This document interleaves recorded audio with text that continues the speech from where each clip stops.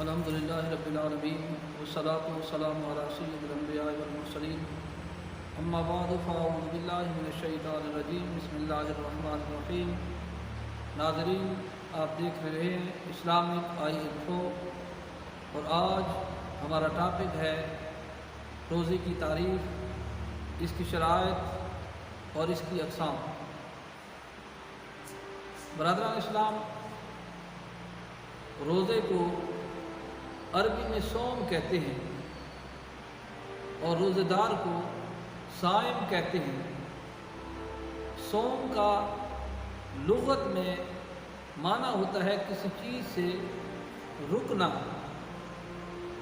کسی چیز کو ترک کر دینا، اور شریعت میں اصطلاح میں روزے کی تعریف یہ ہے کہ اہل عبادت کا عبادت کی نیت سے طلوع فجر سے لے کر غروب آفتاب تک کھانے پینے اور عمل تجویز سے رکنے کو صوم کہا جاتا ہے، روزہ کہا جاتا ہے۔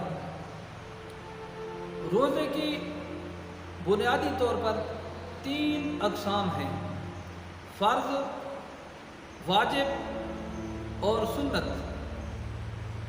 فرض جیسے رمضان کے روزے ہیں، اسی طرح قضائے رمضان کے روزے ہیں، اسی طرح کفارہ ظہار کے روزے ہیں، کفارہ قتل کے روزے ہیں، اور واجب جیسے نظر کے روزے ہیں، منت کے روزے ہیں، اور اس کے علاوہ باقی روزے جو ہیں وہ سنت مستحب کے درجہ میں ہوتے ہیں۔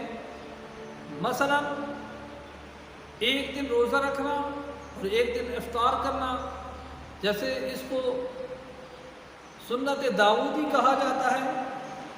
اسی طرح ہر ماہ کے ایام بیت میں روزے رکھنا، اسی طرح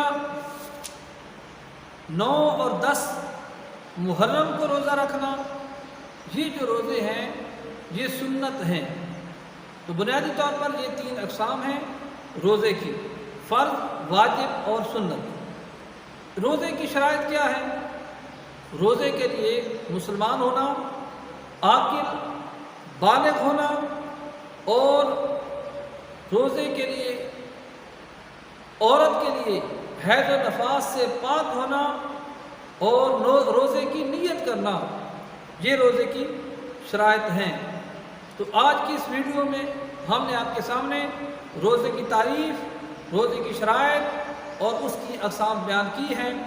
انشاءاللہ نیکسٹ ویڈیو میں ہم روزے کی فضیلت اور اس کے حوالے سے قرآن و حدیث سے بات کریں گے۔ اللہ پاک ہمیں روزے صحیح رکھنے کی توفیق عطا فرمائے اور روزے کے مقاصد پورے کرنے کی توفیق عطا فرمائے۔ آمین والسلام۔